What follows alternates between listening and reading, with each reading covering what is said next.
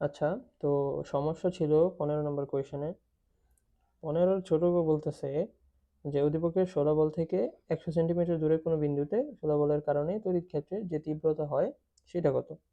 আচ্ছা, তাহলে 15 ছোট হচ্ছে এরকম যে আমার একটা বল আছে, বলটা চার্জিত, চার্জটা কত?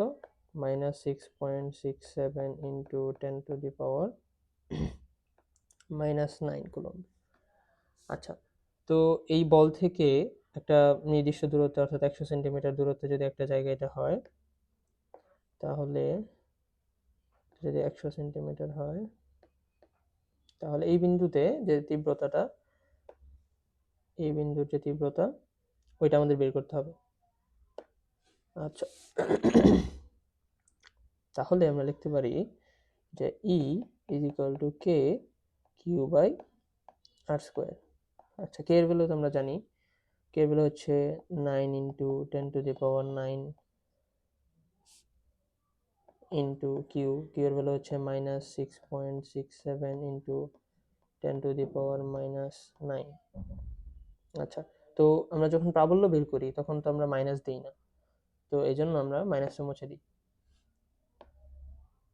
আচ্ছা, মাইনাসের দরকার নেই, আমাদের শুধু মানটা লাগবে। আচ্ছা, আর আর কত? তাহলে 100 সেন্টিমিটার মানে 1 মিটার, 100 সেন্টিমিটার মানে 1 মিটার, তাহলে আমার দূরত্বটা কত হচ্ছে?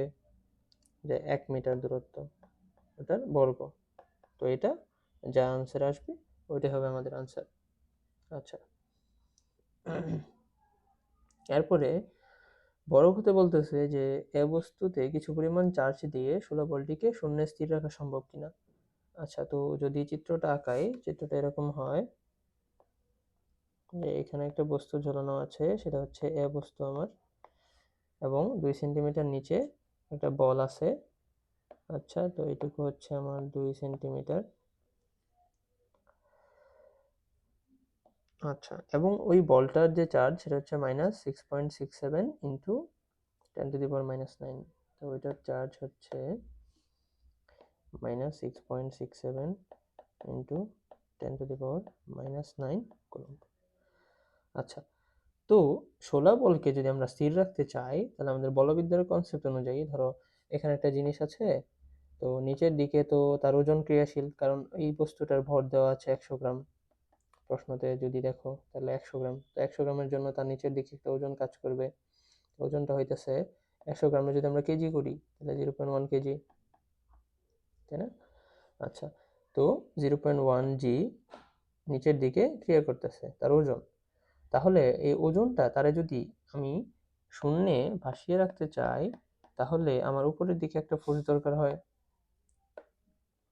উপরের দিকে একটা ফোর্স যদি হয় এফ, এবং নিচের দিকে তাহলে তার ওজন যদি হয় ডাব্লিউ, তাহলেই তো সম্ভব তাকে ওই অবস্থানে স্থির রাখা। এটা তো আমরা বলবিদ্যা পড়ার সময় দেখছি। আচ্ছা, তো উপরের দিকে আমার একটা বল, সেটা হইতেছে এফ। আচ্ছা, তো আমরা একটা আন্দাজ করতে পারি যে নিচে যদি নেগেটিভ চার্জ থাকে, তাহলে উপরে কি চার্জ দিলে এটা আকর্ষণধর্মী চার্জ হয়? যদি এখানে নেগেটিভ চার্জ হইতো, ধরো এখানে নেগেটিভ চার্জ, তো তখন তো নেগেটিভ নেগেটিভ বিকর্ষণ করে এই জিনিসটা, এই এফটা, এক সেকেন্ড, যে এই যে এফটা, এই এফটা তো তখন নিচের দিকে হইতো যদি উপরেরটা নেগেটিভ চার্জ হইতো। তো উপরেরটা যদি পজিটিভ চার্জ হয়, তাহলেই কিন্তু উপরের দিকে একটা আকর্ষণ ধর্মী, অর্থাৎ এটা নেগেটিভ, উপরে থাকবে পজিটিভ, তো পজিটিভ আর নেগেটিভ পরস্পরকে আকর্ষণ করে উপরের দিকে একটা ফোর্স এফ হবে। তো এই জন্য আমরা অ্যাজিউম করতেছি যে এ বলের যে চার্জটা হবে সেটা হবে কোনো একটা পজিটিভ ধর্মী চার্জ। আচ্ছা, সরি, তো আমরা এখানে আন্দাজ করতেছি যে এখানে কোনো একটা পজিটিভ ধর্মী চার্জ হবে। আচ্ছা, তো এখন আমাদের শর্ত মতে যদি বলটিকে স্থির রাখতে চাই, তাহলে F is equal two W হওয়ার কথা। আচ্ছা, তো F is equal two W, তো এফ সমান আমরা কি লিখতে পারি? কে কিউ1 কিউ2 ডিভাইডেড বাই আর স্কোয়ার সমান সমান আমাদের 0.1 জি হচ্ছে ডাব্লিউ। আচ্ছা, এখন যদি দেখো তো কে এর ভ্যালু আমরা জানি, কিউ এর ধরলাম যে এতে চার্জ আছে কিউ1, আর এই যে বলটা ছিল ওই বলে চার্জ আছে Q2। আচ্ছা, তো Q1 Q2 আমরা জানি, Q2 আমরা জানি, Q2 এর ভ্যালু হচ্ছে এইটা। আচ্ছা, এবং Q1 এর ভ্যালুটা তাহলে আমরা বের করব, অর্থাৎ এতে থাকা যে চার্জ ওটা আমরা বের করব। তো এক লাইন ক্যালকুলেশন করলেই চলে আসবে যে Q1 সমান 0.1 g into r square divided by K এবং Q2। আচ্ছা, তো Q2 এর ভ্যালু আমরা জানি এবং আর এর ভ্যালু আমরা জানি। তো আর এর ভ্যালু কত? আর এর ভ্যালু হচ্ছে ওই এইটুকু ডিস্টেন্স 2 সেন্টিমিটার। তো আর এর ভ্যালু জানি, Q2 এর ভ্যালু জানি, কে এর ভ্যালু জানি। তো আমরা Q1 এর ভ্যালু চাইলে বের করতে পারবো। তো Q1 সমান কি হয় বের করবা, Q1 সমান what? আচ্ছা, তো এটা গেল। তার পরবর্তীতে এটাতে বড় হতে আমাদের প্রবলেম। তো বড় হটা কিরকম, যে দুইটা সিনারিও দেওয়া আছে, চিত্র 1 আর চিত্র 2। তো চিত্র 1-এ দুইটা বস্তু আছে এ এবং বি, এবং চিত্র 2-এ দুইটা বস্তু আছে সি এবং ডি।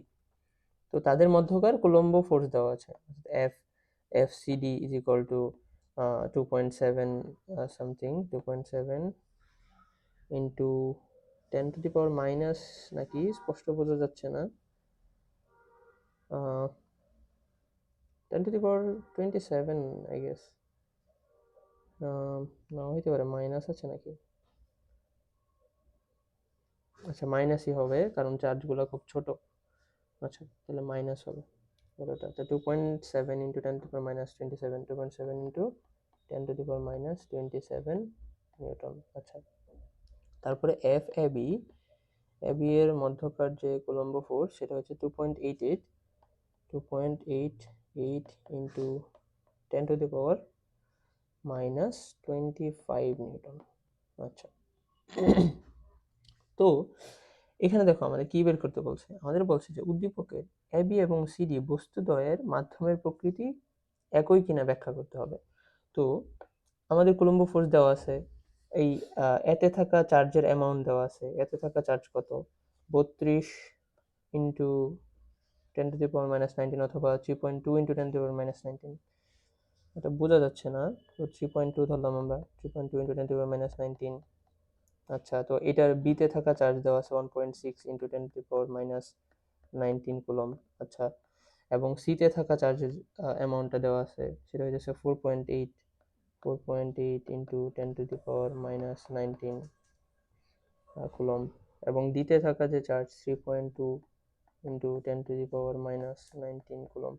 তো সবগুলার চার্জ জানি, সবগুলার মধ্যবর্তী দূরত্বও দেওয়া আছে যে 4 সেন্টিমিটার, এইটুকু দূরত্ব, এইটুকু 4 সেন্টিমিটার, এবং সি আর ডি এর মধ্যবর্তী দূরত্ব হচ্ছে 8 সেন্টিমিটার, এইটুকু 8 সেন্টিমিটার।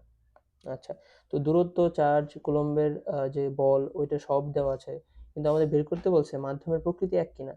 তো আমরা যদি কুলম্বের যে ইকুয়েশনটা ছিল ওটা যদি দেখি, যে এফ ইজ ইকুয়াল টু কে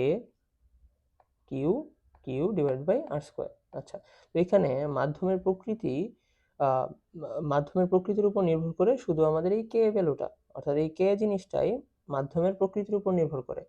তো আমরা যদি দেখি যে এইখানে যে ডেটাগুলো দেওয়া আছে আমাদেরকে এই সিনারিওতে, অর্থাৎ এ বির ক্ষেত্রে যে ডেটাগুলো দেওয়া আছে ওইগুলো দিয়ে যদি আমরা কে এর ভ্যালু একটা পাইলাম, ধরো 9 ইন্টু 10⁻9, হ্যাঁ, তোমরা এটা ক্যালকুলেশন করবা।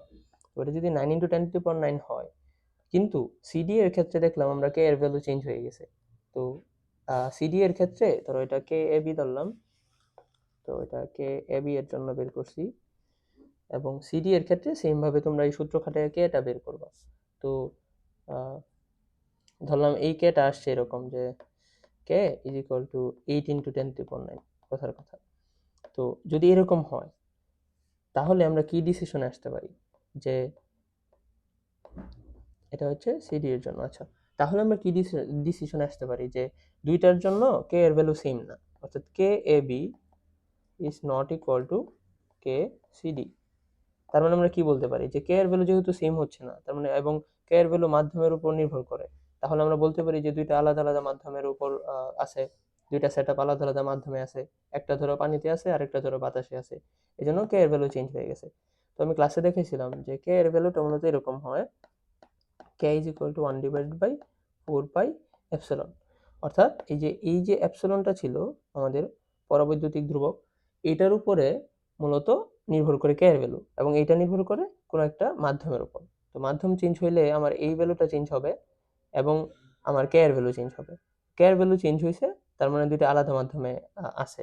আর যদি কে এর ভ্যালু সেম হইতো, তাহলে আমি ডিসিশনে আসতে পারতাম যে দুইটা জিনিসই সেম মাধ্যমে আছে। তো আশা করি বুঝতে পারছো।